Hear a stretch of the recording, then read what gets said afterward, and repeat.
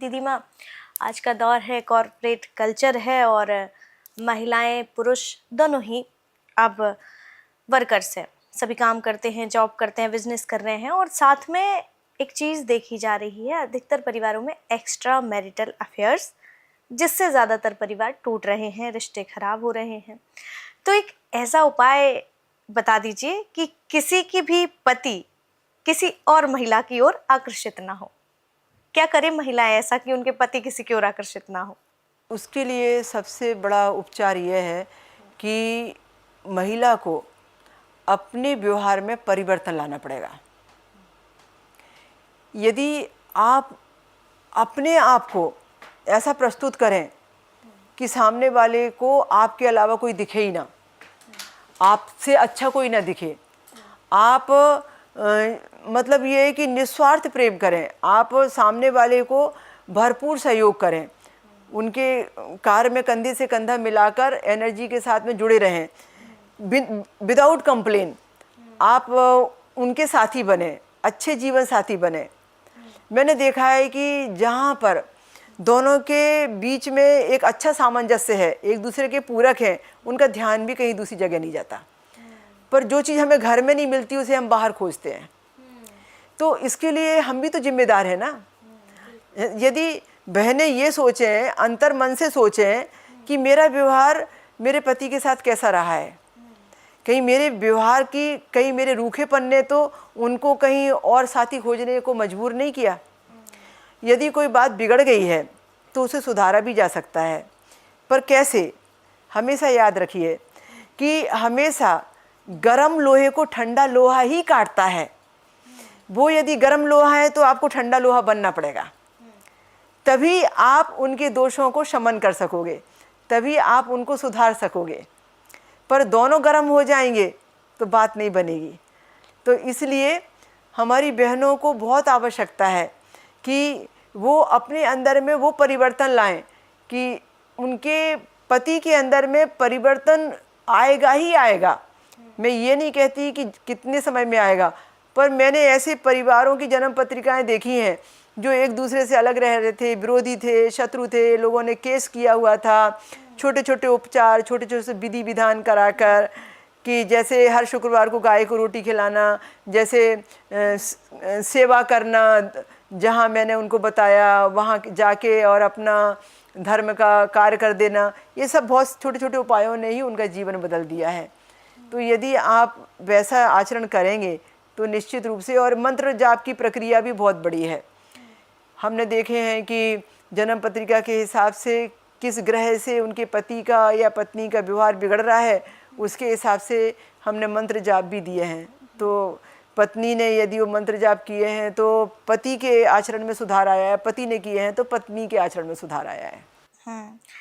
तो कई बार ऐसा होता है ना कि कुछ महिलाएं जो हैं वो घर में ही रह जाती हैं, तो इसका क्या कारण है? परंपराएं, रूढ़िवादी सोच, या फिर इसका कोई और कारण है कि वो महिलाएं जो हैं वो घर में ही रह जाती हैं, वो नहीं निकल पाती हैं, बस इसीलिए कि वो घर परिवार को देखती हैं, पति को देखती हैं और उस समाज की सोच पर भी आधारित हो जाती हैं, डिपेंड हो जाती हैं और इसी कारण वो इंडिपेंडेंट नहीं बन पाती हैं? तो क्या इसका मुख्य कारण है उनकी मजबूरियाँ या रूढ़िवादी सोच? इसमें तो ये महिलाओं के अंतर मन की बात है।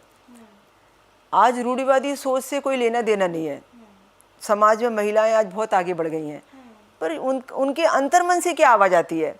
कई बार महिला खुद सोचती है कि मुझे ऐसा ही जीवन अच्छा लगता है, और कई बार महिला सोचती है कि मुझे पिंजरा तोड़ के उड़ जाना है। तो उनका अंतर्मन क्या कहता है? आप अपने मन की आवाज़ सुनिए, किसी की बात मत सुनिए। आपका अंतर्मन जो कहे उसके ऊपर में आप फॉलो करो और चल पड़ो उसको लेकर। फिर कोई भी आपको रोक नहीं सकता। बस ये है कि आप इतना ख्याल रखो कि जहाँ चाहे है वहाँ राह है।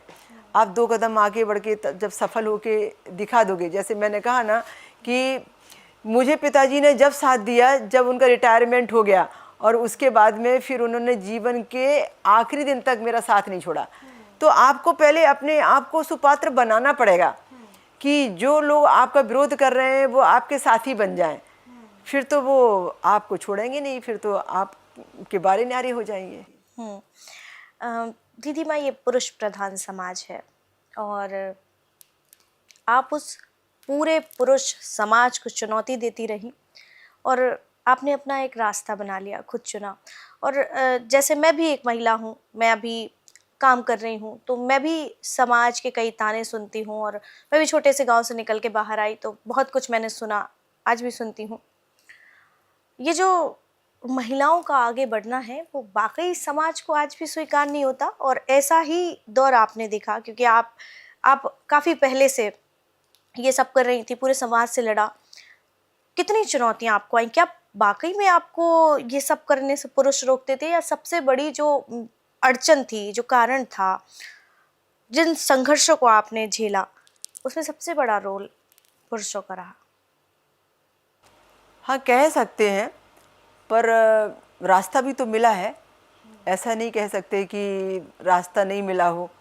और कई बार विदेश यात्राओं में ऐसा हुआ है कि साथ में जाने वाला कोई नहीं रहता था, या ये समझ जाइए कि किसी का वीज़ा नहीं मिला। अब जैसे मैं एक छोटी सी बात बताती हूँ, 2009 की घटना है। मैं उन दिनों अमेरिका की यात्रा के लिए जाने वाली थी। 2008, 9, 10 में मैंने यूएसए की यात्राएं बहुत की हैं, तो मुझे जाना था वहाँ पर। एक बहुत बड़े पैमाने पर एक अनुष्ठान बुकिंग किया हुआ था। लोगों की शांति पूजा, विधि विधान और शनि पीड़ा निवारण के उपचार, प्रेयर, ये सब मुझे करानी थी।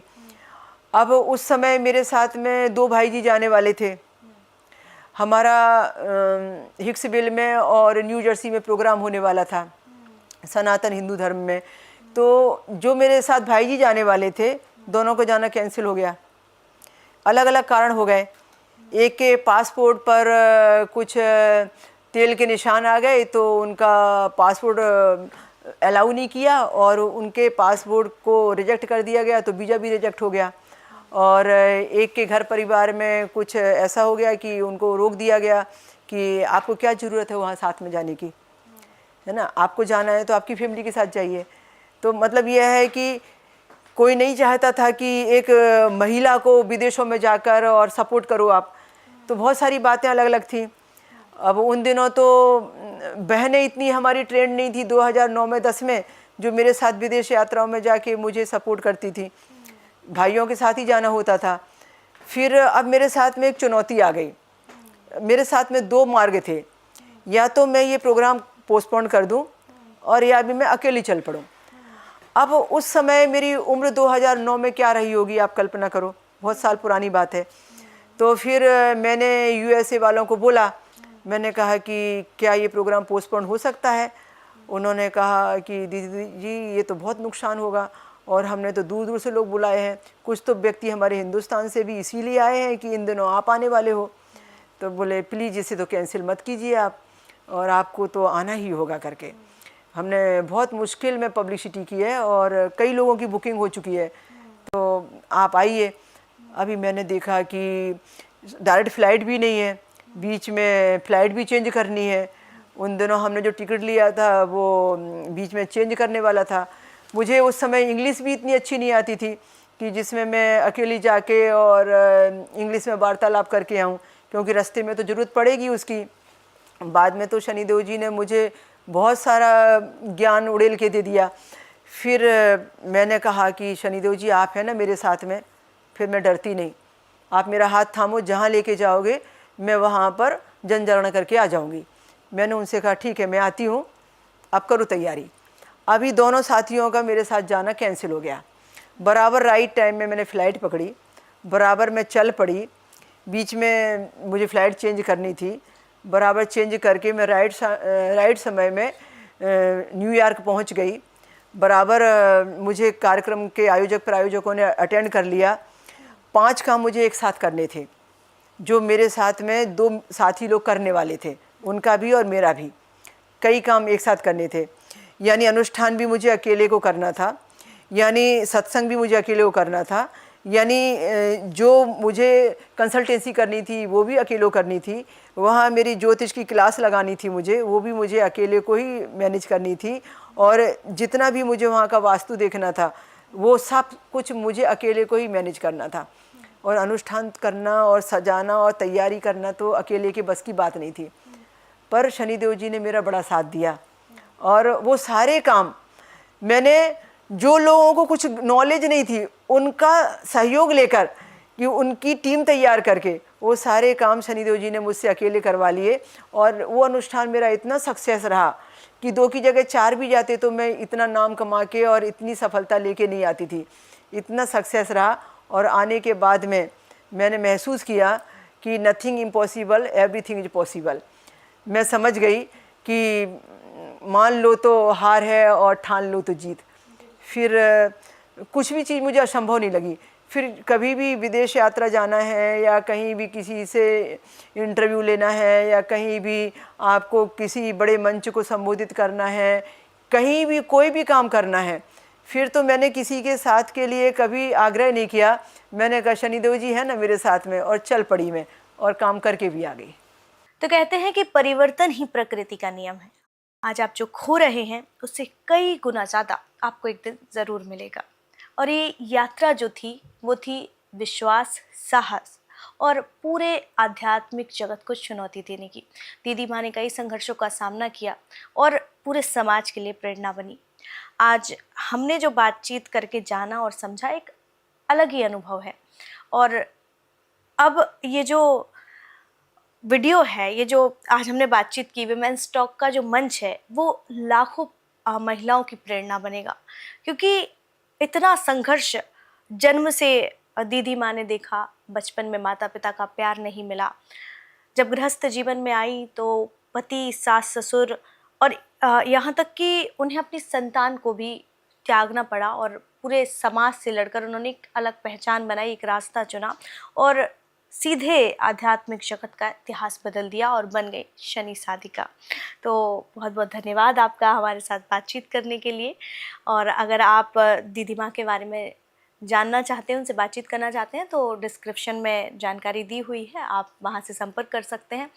साथ ही कहते हैं कि खुशियाँ बांटने से बढ़ती हैं, तो आप इस वीडियो को शेयर कीजिए और देखिए कि आपके ही अपनों की प्रेरणा बने दीदी माँ और उनके जीवन में भी बहुत खुशियाँ आए। अपना बहुत ख्याल रखिएगा। और आप विमेंस टॉक के मंच पर आप किसको देखना चाहते हैं, हमें कमेंट करके ज़रूर बताइए।